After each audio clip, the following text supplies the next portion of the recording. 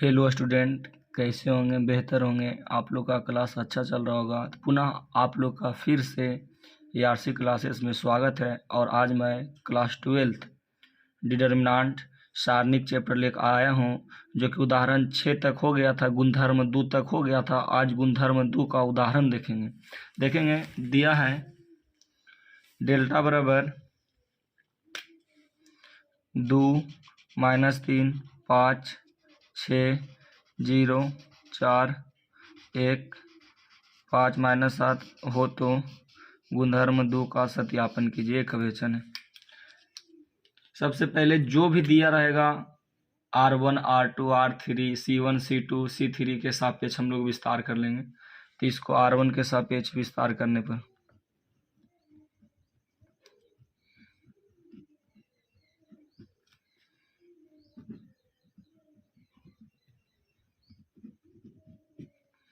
R1 के सापेक्ष विस्तार करेंगे तो 2 लेंगे। ये झक गया 0 बचा 4 बचा 5 7। इस पर चल रहे हैं प्लस माइनस प्लस पर, तो माइनस माइनस हो गया प्लस। अगर 3 लेंगे तो ई झक गया और ई झक गया, बचा 6 4 1 -7 प्लस 5 लेंगे। ए झक गया बचेगा 6 0 1 5। 2 के 2 लिखें, 7 में 0 से गुना होगा 7 5 1 20। 3 के 3 लिखें, 6 7 42। 4 में 1 से गुना हुआ 4। 5 के 5 लिखें, 6 5 30। 0 में 1 से गुना होगा 0। 20 से 2 में गुना होगा 20 दूना 40।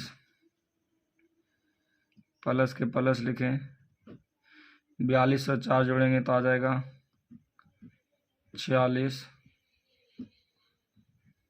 30 में 0 घटाएंगे तो 30। -40 के 40 लिखें, 46 और 3 से गुना होगा तो माइनस आएगा 138। और 30 और 5 से गुना होगा तो 30 बचे 150। 138 और 40 अगर जोड़ते हैं तो 40 30 70, यानी -178 प्लस 150। 178 में अगर 150 गया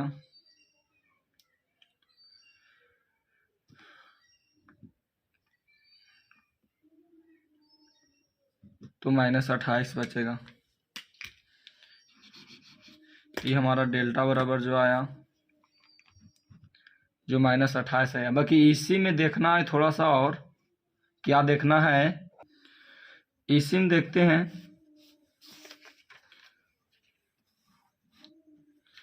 कि अभी हम करते हैं क्या कि जान रहे हैं ये R1 है, ये R2 है और ये R3। R2 और R3 को इंटरचेंज कर रहे हैं। इंटरचेंज का मतलब हुआ कि R2 का वैल्यू R3 के पास जाना चाहिए और R3 का वैल्यू R2 के पास जाना चाहिए। तो इसको मानते हैं डेल्टा डैश बराबर R2 और R3 का बात किया तो R1 जो के त्यों लिखेंगे। तो R2 के जगह पर R3 होगा तो R3 का वैल्यू है 1 5 -7 और R2 का वैल्यू है 6 0 4। और अगर अब इसको विस्तार करते हैं तो क्या सारणी का मान वही आएगा या अलग आएगा? अब देख रहे हैं फिर इसको अभी विस्तार कर देते हैं। C1 के सापेक्ष विस्तार करने पर, C1 के सापेक्ष विस्तार करने पर C1 चलेंगे plus minus plus minus plus minus plus minus plus, इस पर चल रहे हैं। C2 चलेंगे तो इस पर, C3 चलेंगे तो इस पर, R1 चलेंगे तो इस पर, R2 चलेंगे तो इस पर, R3 चलेंगे तो इस पर। C1 चल रहे हैं तो 2 लिए, ए झक गया 5 -7 0 4, -3 लिए, -1 लिए, तो झक गया बचा -3 5 0 4, और ये +6 लेंगे, तो झक गया बचा -3 5, 2 के 2 4 में 20 से गुना हुआ, 4 × 5 20 0, 4 × 12, इसमें गुना हुआ 0, 7 × 21,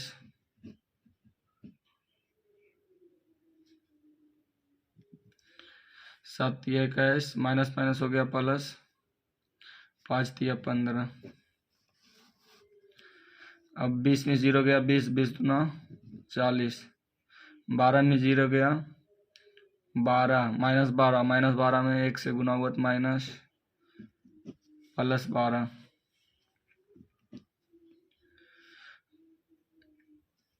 अब 21 में से 15 गया, देखेंगे 21 में से अगर 15 गया तो बचा 6, और 6 और 6 से गुना हुआ तो आ गया 36, जोड़ दीजिए, 40 और 12 52 36, तो यहाँ हमारा डेल्टा डैश बराबर आया 88 है। तो इससे हम लोग का पता क्या चला कि अगर R1 और R3 को इंटरचेंज किए तो जो वैल्यू आया, डेल्टा का वैल्यू आया, जो वैल्यू चेंज आया 88 आया, ये हमारा गुणधर्म दो सत्यापित हुआ। क्या हुआ? सत्यापित हुआ। गुणधर्म 2 क्या हुआ? सत्यापित हुआ। अगला देखते हैं तीसरा गुणधर्म देखते हैं। गुणधर्म 3 कहता है कि यदि एक सारणिक की 2 पंक्तियां अथवा स्तंभ समान है तो सारणिक का मान 0 होता है। क्वेश्चन यही बोला कि अगर कोई सारणिक है और सारणिक में अगर 2 गो स्तंभ या 2 गो पंक्ति, इंग्लिश में बोला जाए तो 2 गो रो और 2 गो कॉलम अगर समान है तो उसका वैल्यू डायरेक्ट निकाल के हम लोग आंसर क्या मारेंगे? 0 मारेंगे। जैसे क्वेश्चन देखते हैं 8, उदाहरण 8, डेल्टा बराबर दिया है 3 2 3 2 2 3 3 2 3 का मान ज्ञात कीजिए। तो हम लोग को पता चल रहा है कि 3 2 3 3 2 3 यानी कहने का मतलब R1 बराबर R2। यहाँ पर अगर देखा जाए तो एक R1 एक R2 यानी एक पंक्ति A और एक पंक्ति A दोनों आपस में बराबर है। तो यहाँ डेल्टा का मान जो आएगा, जो डायरेक्ट क्या आएगा? 0 आएगा। डेल्टा का मान क्या आएगा? 0 आएगा। नहीं तो इसको हम लोग हल करके भी देख सकते हैं। ऑब्जेक्टिव के लिए बस दिमाग लगाना है कि 2 गो रो या 2 गो पंक्ति अगर सेम है तो उसका वैल्यू डायरेक्ट क्या मार देना है? 0 मान दे। 3 के 3 लिए, ये झक गया बचा 2 3 2 3, प्लस माइनस 2 लिए, ये झक गया बचा 2 बचा 3 बचा 3 3 3 लिए, ये झक गया बचा 2 2 3 2, 3 दूना 6 3 दूना 6 3 दूना 6 3 तिया 9, 2 दूना 4 3 दूना 6,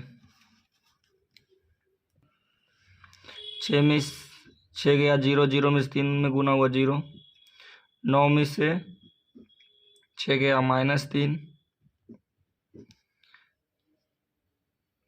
6 में से 2 गया -2, माइनस माइनस प्लस 3 दूना 6, प्लस माइनस माइनस 3 दूना 6, प्लस माइनस खत्म, यानी आंसर आया 0। ये हम अपना सिस्टम के अनुसार चलें तो भी आंसर आया 0। और अगर यहाँ देख रहे हैं एक R1 और एक R2 सेम है, तो यहाँ डायरेक्ट आंसर क्या हो गया 0। तो ये गुणधर्म हम लोग तीसरा से देखें। गुणधर्म तीसरा, यदि एक सारणी का कोई दो पंक्ति या स्तंभ अगर समान हो तो सारणी का मान क्या आएगा 0 आएगा। अब देखते हैं गुणधर्म चौथा, देखते हैं गुणधर्म चौथा। देखते हैं तीसरा गुणधर्म, यही चौथा गुणधर्म है। चौथा गुणधर्म कहता है यदि एक सारणी के किसी एक पंक्ति अथवा स्तंभ के प्रत्येक अवयव को एक अचर k से गुणा करते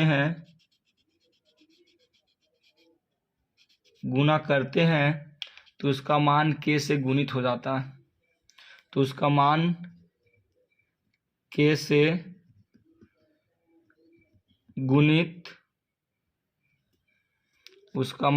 से गुणित हो जाता है। वही बोल रहा है यदि किसी सारणिक में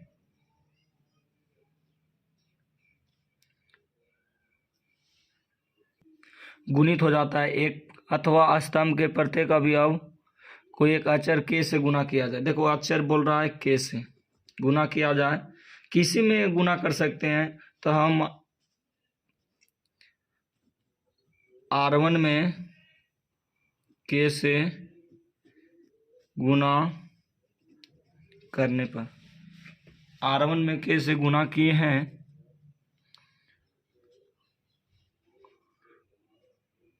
तो यहाँ मान लिया जाए डेल्टा डैश बराबर होगा KA1 KB1 KC1 A2 B2 C2 A3 B3 C3। अब क्या कर रहे हैं कि इसी को R1 के सापेक्ष विस्तार करने पर, R1 के सापेक्ष अगर विस्तार करते हैं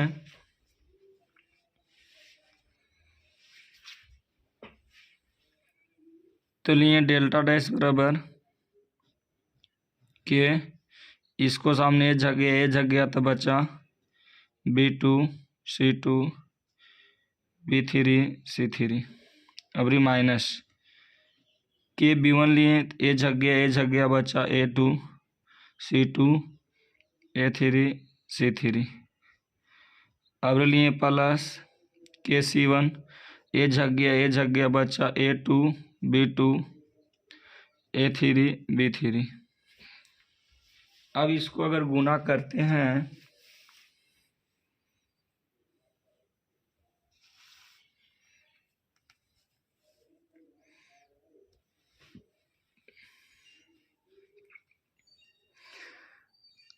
तो आया डेल्टा डैश बराबर के B2 C3 minus C2 B3 के B1, यहाँ से गुना हुआ तो A2 C3 minus C2 A3। यहाँ से अगर गुना हुआ, ये लेते हैं प्लस के C1 में गुना हुआ A2 B3 से तो A2 B3 minus B2 A3। अब अगर देखा जाए सब में के, यहाँ भी के है, यहाँ भी के है, यहाँ भी के, अगर यहाँ से अगर हम के कॉमन करते हैं तो यहाँ बच गया B2 C3 C2 B3।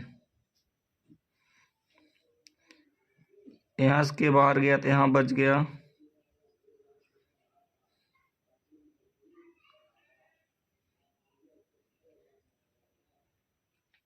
Sorry यहाँ के लिए तो यहाँ A1 होगा, तो यहाँ से के बाहर गया यहाँ 1 होगा। के को कॉमन किए के को कॉमन किए तो यहाँ से बच गया ए बचा, ए के साथ में B2C3 माइनस C2B3। यहाँ से के बाहर गया तो यहाँ से B1 बचा,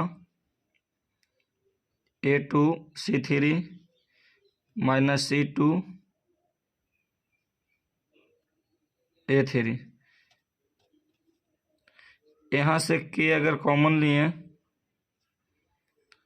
तो यहाँ से बच गया C1 A2 B3 B2 A3। यानी कहने का मतलब कि हमारा जो भी वैल्यू आया, जो इतना आया, ये हमारा वैल्यू आया। अब इसी को अगर बात किया जाए कि सर अगर बिना के को, अगर खाली अगर मान लिया जाए इतना को हल किया जाए, बिना के को गुणित किए हुए अगर हल किया जाए इसको, तो हमारा जो वैल्यू आएगा, जो इतना निकल के आएगा, ये वैल्यू निकल के आएगा। तो इसको हम लिख सकते हैं डेल्टा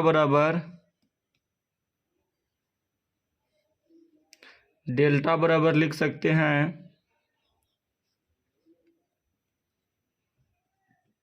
के डेल्टा डैश, क्योंकि यही वैल्यू आया है।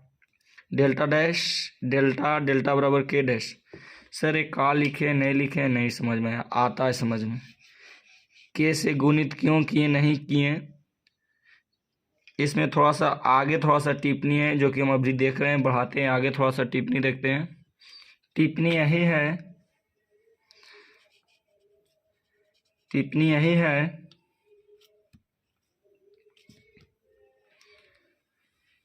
इस गुणधर्म के अनुसार हम एक पंक्ति सारणिक की किसी एक पंक्ति या स्तंभ में सार्व उभयनिष्ठ गुणनखंड बाहर निकालेंगे। यानी ये जो गुणधर्म, हम जो भी गुणधर्म देखे, उस गुणधर्म से हमको यही पता चला कि कोई भी सारणी का मान जो है उससे हम उभयनिष्ठ गुणनखंड निकाल सकते हैं। जैसे में उदाहरण हम लोग 9 देखते हैं, 9 उदाहरण 9 हम लोग देखते हैं। सारणिक 102 18 36 1 3 4 17 3 6 का मान ज्ञात कीजिए। तो इसको हम लिख सकते हैं 17 गुने 6 6 गुने 3 6 गुने 6।